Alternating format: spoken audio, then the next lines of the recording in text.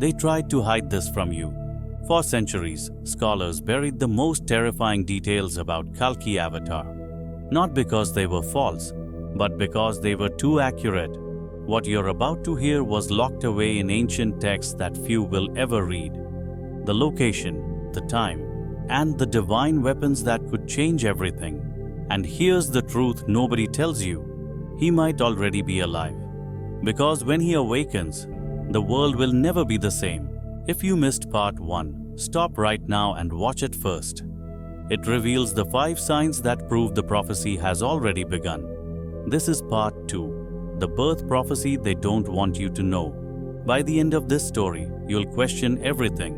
Listen carefully. The Kalki Purana doesn't just say somewhere in India. It names a place, Shambhala, a sacred village where rivers of holiness meet. But here's what's strange. No one has ever found it. Explorers searched for centuries.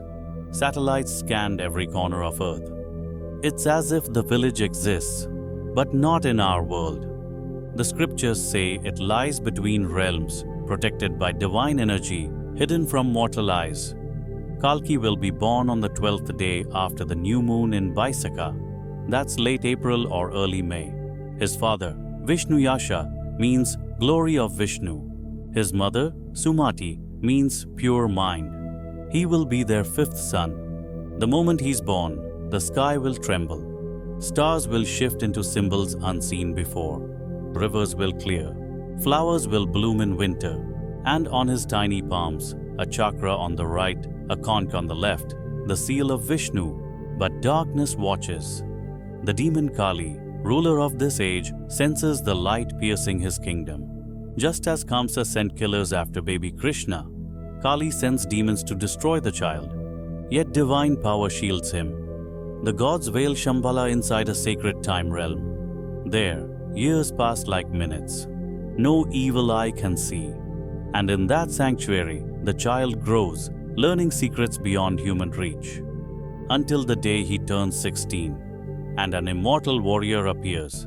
His name is Parashurama, a warrior sage cursed to live until the last avatar is born. He has seen every civilization rise and fall, waiting for this moment.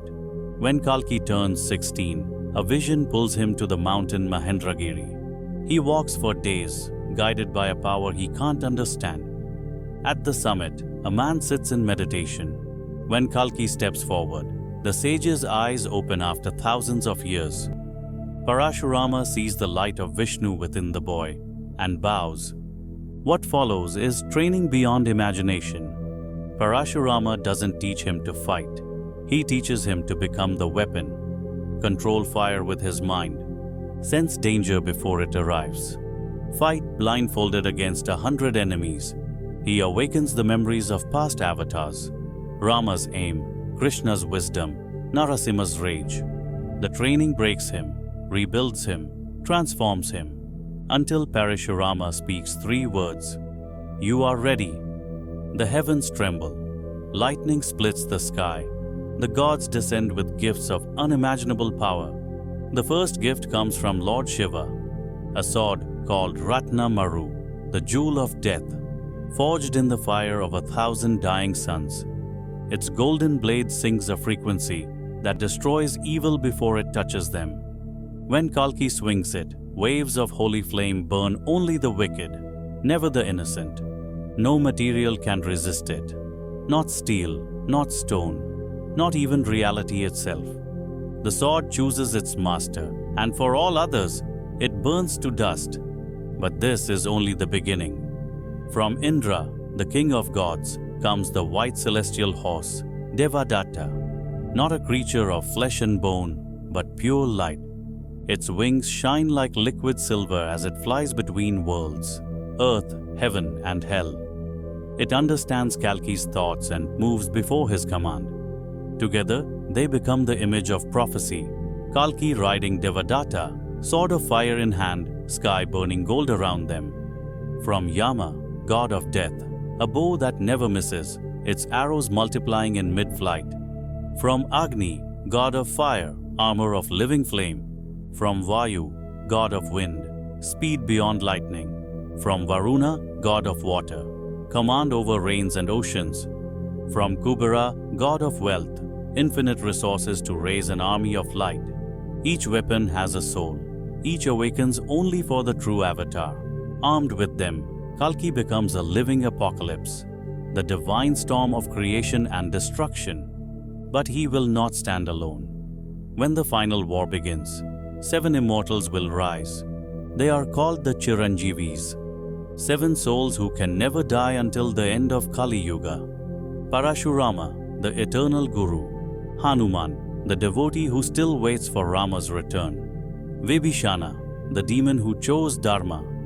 Vyasa, the sage who wrote the Mahabharata. Kripa, the teacher of ages. Ashwatthama, the cursed warrior with a gem on his forehead. And Bali, the king trapped below the earth, awaiting release. When Kalki raises his sword, they will appear, an army of light, warriors of every age, sages of every truth, beings beyond death. Together, they will make even the gods tremble.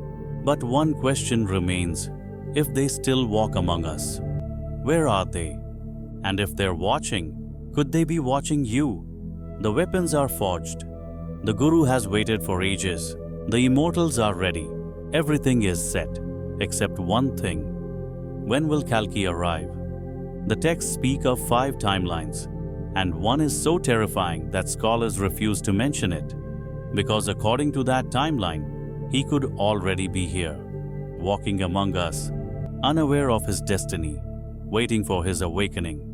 That's what we uncover in part 3, the timeline they're hiding from you and how Kalki will destroy evil forces. Subscribe to Universal Stories and turn on the bell icon. The next revelation will change how you see the world. Now tell me in the comments, which divine weapon would you choose? The sword of fire, the immortal horse, or something else? The prophecy isn't coming, it's already here. The final avatar is awakening, and the war between light and darkness has already begun. Thanks for watching and stay tuned.